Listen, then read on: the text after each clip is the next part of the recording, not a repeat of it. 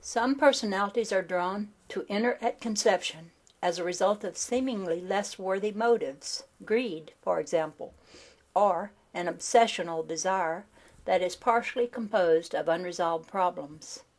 Other personalities, who never completely take to earthly existence, may hold off full entry for some time, and even then always remain at a certain distance from the body. At the other end of the scale, before death, the same applies, where some individuals remove their focus from physical life, leaving the body consciousness alone. Others stay with the body until the last moment. In the early days of infancy, there is not a steady focus of the personality in the body in any case. In all cases, the decisions have been made ahead of time, as I told you. The reincarnating personality is aware, therefore, when the conception for which it has been waiting takes place. And while it may or may not choose to enter at that point, it is drawn irresistibly to that time and point in space and flesh. On occasion, long before conception takes place, the personality who will end up as the future child will visit that environment of both parents-to-be, drawn again. This is quite natural.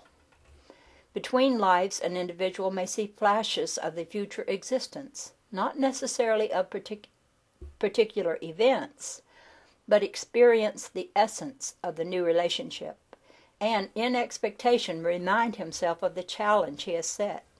In these terms, the ghosts of the future are as real in your homes as the ghost of the past. You do not have completely empty shells of matter about to be filled, in that the new personality hovers in and about, particularly after conception, and with greater frequency and intensity thereafter.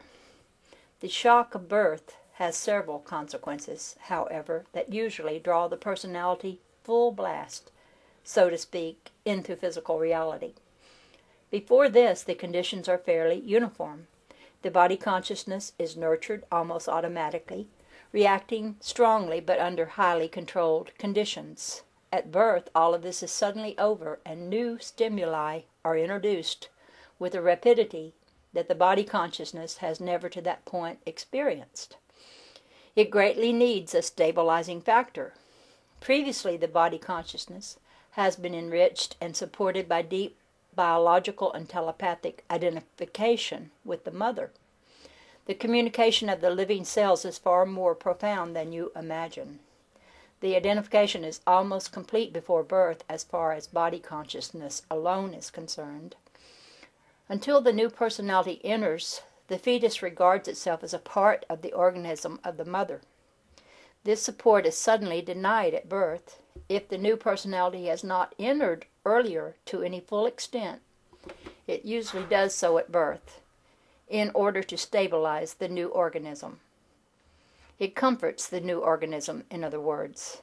The new personality, therefore, will experience birth to varying degrees according to when it has entered this dimension. When it enters at the point of birth, it is fairly independent, but not yet identified with the form it has entered and acting in a supportive role.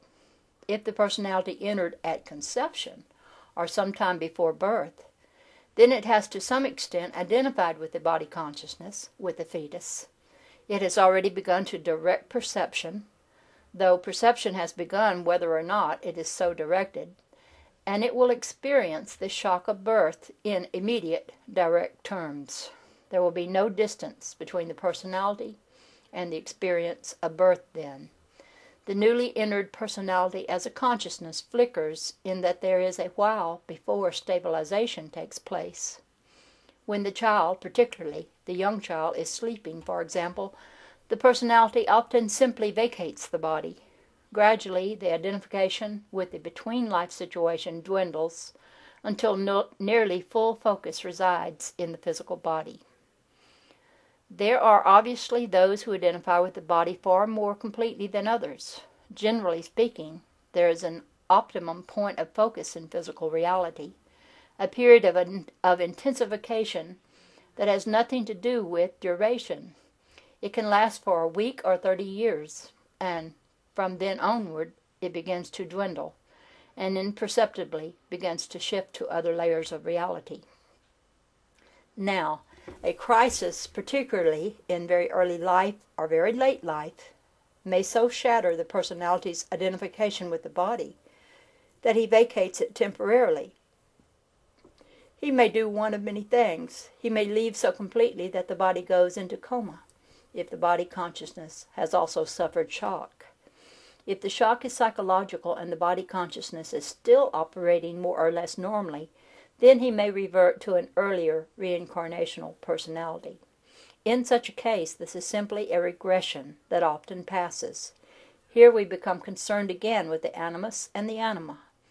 If a personality believes that it is doing a poor job in a male life, it may activate the animus qualities, taking on the characteristics of a past female existence, in which it handled itself well. Reversing the picture, the same can happen to a woman. On the other hand, if the personality finds that it has over-identified with its present sex, that its individuality is deeply threatened, then it may also bring to the fore the opposite picture, going as far as to identify again with the past personality of the opposite sex. The hold of the personality over the body is tenuous in the early years and grows stronger. The personality, for its own reasons, may decide upon choosing a body that is not aesthetically pleasing. He may never relate to it, and while the existence will serve what purposes he had in mind, there will always be a basic sense distance between the body and the personality within it. Those mentioned earlier who enter at the point of conception are usually highly anxious for physical existence. They will, therefore, be more fully developed and show their individual characteristics very early. They seize upon the new body and already mold it. The control over matter is vigorous, and they usually stay within the body, dying either in accidents where death is immediate, or in sleep, or with a disease that strikes quickly. They are manipulators of matter as a rule. They are emotional. They work out their problems in immediate, sometimes impatient, tangible ways. They work well with earth materials and translate their ideas with great force into physical terms. They make cities, monuments. They are architects. They are concerned with forming matter and molding it to their desire. As a rule now, those who do not enter your plane of existence until the point of birth are less able manipulators in those particular terms. They are the mean, if such a term can be used, the mean or average. Now, there are some who resist the new existence, even though they choose it, as long as possible. To some extent they must be present at birth, but they can still escape any full identification with the born infant. They hover within and about the form, but half reluctantly. There are many reasons for such behavior. Some personalities simply prefer in-between life existence and are much more concerned with the theoretical solving of problems than the practical application necessarily involved. Others have discovered that physical existence does not meet their needs as well as they thought it would, and they will progress much better in other fields of reality and existence. Because of their own characteristics, however, some prefer to set up a certain distance between themselves and their physical existence. They are much more concerned with symbols. They look upon earthly life as highly experimental. They approach it almost with a jaundiced eye, so to speak. They are not interested so much in manipulating matter as they are curious as to the ways in which ideas appear within matter. Again, generally speaking, they are always more at home with ideals, philosophies, and non-tangible realities.